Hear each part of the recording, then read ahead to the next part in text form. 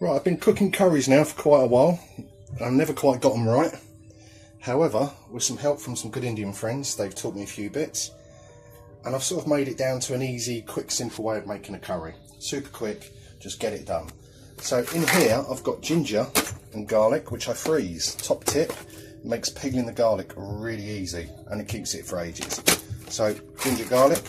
I've got some fresh green chilies. I also freeze those as well, nice and easy. And all my dried spices. So we've got some mustard seeds, we've got some dried chilies, we've got some fennel seeds, we've got the cloves, coriander seeds and cumin seeds. In here we've got cinnamon stick, star anise and cardamom pods. With the other spices we've got cumin, madras powder, some garam masala, some turmeric and a little bit of asafoetida. Obviously some salt to taste. We're going to use a large onion, one pan. It's all going to be in one pan and we're going to cook with chicken. The whole point of this is just keep it simple. So the first thing I'll do is chop the onions, chop up the ginger and garlic and use the spices. Now the dry spices that I use, I don't use all of these. If you use all of them, yeah, great, it'll be a lovely aromatic curry, but it's a bit too much flavour. So sometimes I might use more mustard seeds, or I might use more fennel, or I might use more cloves or more coriander seeds, or more cumin seeds. I'm not a big fan of cumin. I once had a chicken burner which had been put too much cumin in and I'm right off of cumin now, so I'm going to cut down on that. So here we go, let me chop this onion up and I'll chop up these frozen garlic just to show you how that's done, and we'll see how we go. Okay, as I said, I'm not going to use all these spices, but the basics I always do use are cardamom pods and cloves. So I normally go for 4 cardamom pods. Now some people like these cardamom pods whole, but we're actually going to blend all this so we get a nice gravy, as they call it. So there's the 4 cardamom pods into the pan, nice and simple, straightforward. Do I want a bit of cinnamon stick? Yeah, solid, why not? Let's do that for a change. And I'm going to put a star anise in as well. So I'm going for an aromatic curry, simple as that. I tend to just break that up, just for fun. Now then, fennel seeds. I do love the fennel in my curries. I'm not sure if that's authentic, but I love a few fennel seeds in. So chuck a few fennel seeds in. The whole point is you don't have anything overpowering. Like I mentioned already, the cumin. Don't overdo the cumin because it's just revolting. Some people love it. I'm not a big fan, got to be honest. So 4, 5 or 6 cloves. Let's see what comes out the thing. 2, 3, 4, 5. That'll do. Nice and easy. Let's chuck in a few mustard seeds. Now these buggers are like popcorn. They will pop and they will spit all over the place. So I'll put a few of those in. However, if you cook them with the onions, they don't pop and bang. Sometimes I'll put these together and I'll dry roast them and then grind them with the mortar and pestle. But on this occasion, we're just going to blend everything. And a few little coriander seeds. Fresh coriander is obviously really nice in a curry. At the end, you do it, it's one of the last things you do. But I do love a bit of coriander. I know some people absolutely hate it, but there we go, a few little coriander seeds. Again, this curry's not going to be super hot, it's just about flavour. So we get lots of aromatics in there. There's one large chopped onion. As you can see, I've not chopped it very well. The reason being is I'm going to blend the hell out of it. So that's that done. Garlic. Nice bit of frozen garlic, dead easy to cut. Just cut the noddy bit off at the end and it peels straight away. Look at that, nice and easy. If you want, just give another little cut at the other end. You watch, this one won't work now. They always peel really simple. It's just, look at that, so much easier. And it means your fingers aren't stinking. Again, don't bother chopping it, chuck it in the pan. I've also put some chili flakes in the pan. And I've also put 1 fresh green chili. Now I know a lot of people like a really hot curry. Just, if it's easier to add something and it's hard to take it away, so you know, just be sensible how you do it. If you want it super hot, then go for it. Chuck in your 10 chilies or your 9 chilies, whatever you want to put in. For me, just keep it nice and mild. There's some ginger, not a load, in the pot. Salt to taste. Now the problem I have when I have curries from restaurants is they put so much salt in, and I'm not a big fan on salt, so I don't tend to add a lot of salt to my cooking. So just a little pinch of salt, but again, everything's different. I use olive oil. I prefer ghee, but as I've got high cholesterol, I've got to stay off the ghee. So just using the olive oil. Give it a good slug of oil. I love an oily curry, especially when it's a hot one, because it makes it look really spicy and mean and blow your tits off. However, that's just a bit of olive oil. Bang on the heat. let's start cooking out. And for my camera person, my glamorous assistant has a little look here, and you can see there we've got whole garlic cloves, we've got ginger, we've got some dried chilies, we've got a green chilli in there, just the one, because I'm being a pussy. Okay, so we're frying off the onions. Now, I've just asked the other half to pass out the almonds so I could show you the almonds, because sometimes I add almonds and I toast the almonds in here.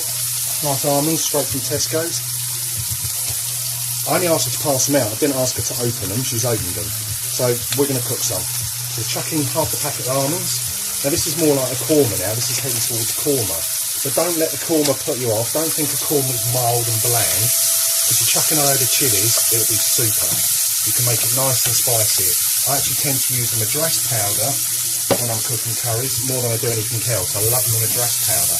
Again, madras doesn't mean it's hot, that's the name of the spice, mix I should say. You can use a nice garam masala, I've got a garam masala as well, and I use that as well. Add a few other bits. Normally if I'm doing a tomato based curry, I'll add some tomato puree, just a bit of squirt in there. I'm not today, or a tin of tomatoes. But I am going to start adding my spices, my powdered spices. So a little dab of asafoetida. Apparently it's good for your guts. It's supposed to help with the transition of wind, and I get a lot of wind. So I definitely want some madras. Now, if you're not sure, measure it. I just toss it in like this. The onions are browning off nicely in there, but we're going to cook off the spice. Just a little bit, not lots. I'm going to put a tiny dab of cumin in, because it's good for you, it stops cancer apparently. I've just put too much in, never mind. I'm going to have a nice little dab of garam masala. I'm pretty much throwing everything in today. But some days I'll put a little bit of one or none of the other. And the dreaded, my most hated, cumin. Look how little I put in. Look, that's enough. Can't stand the stuff. Right, so at this point, the old spices as they're toasting with the almonds and the onions really hits the back of the throat. And it will make your house smell like a proper Indian house. Lovely. But that is banging already. The stench off of that's awesome. Oh man, I can't wait for this bad boy. So as you can see, that's nicely toasted off. Chuck it in my favourite little plastic jug. And this is how I make my gravy. Just get it all in there, get everything in. Don't worry about cleaning that, keep that, because that's going to make your chicken taste nice when you bung your chicken and the meat. I always cook my chicken and meat in that by adding a bit of extra oil. Let's get all these spices in, we don't want to mix it. Also, add a bit of water, that makes life a bit easier for blending. Cold or hot, it doesn't matter. Just have a nice lovely cup of tea. This, kitchen sex toy, Link Chef, got it off of Amazon. Really cheap, but you know it's fantastic. I've destroyed loads of these, but not this make. This make is really well constructed inside there. So I'd really recommend this brand.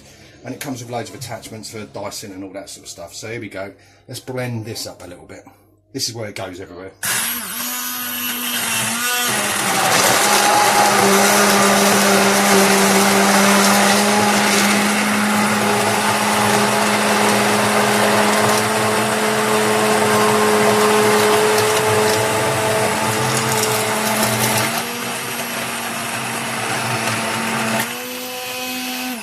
Well, that's job done.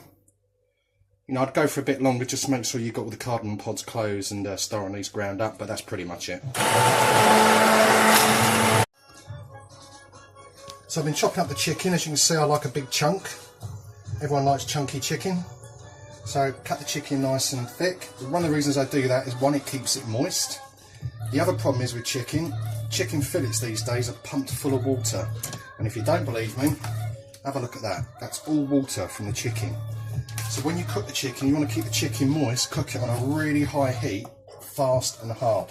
And for whatever reason, it seals the outside and keeps it really moist. I never get dried chicken. There's nothing worse than dried chicken. Chuck that in there. Going to put a little bit more oil in, just so it doesn't stick so much. Otherwise, we're going to end up with burnt chicken, which is nice if you're doing tandoori style and you've coated the chicken in yogurt and lemon and garlic and whatnot. But we're not, we're just doing normal bland chicken curry. Bang that heat on, full heat, just have a little look under there, have a look at that heat. And I'm just going to quickly mix that and pick up the spices off the side that were left in the pot. You can see already it's coated some of them. And bang, they're coated, and now I just leave them. I do not stir them, I just leave them to seal. And they will seal really quickly.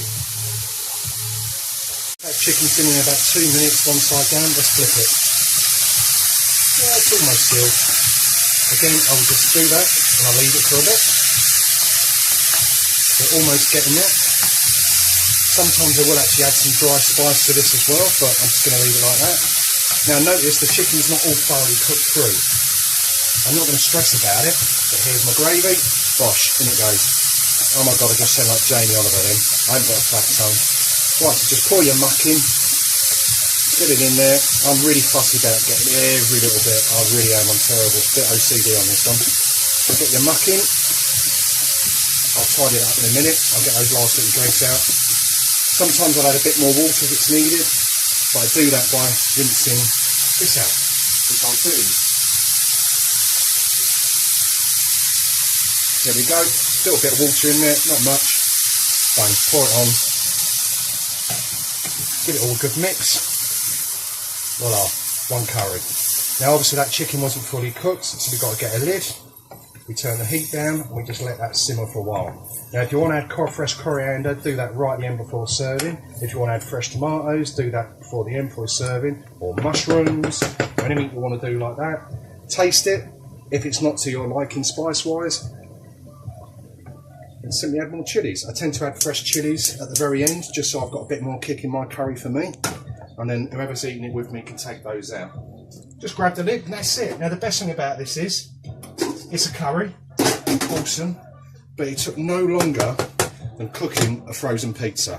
Who says they haven't got time to do that? That took 15 minutes tops. So there we go, that's my simple curry. We'll show you a little bit later on, it's done. Maybe when I'm eating it tonight. That's it, hope you enjoy it, give it a go. Remember, you can't do it wrong, just put whatever you want in and don't overdo your spices. And best of all, we've got a nice clean tidy worktop.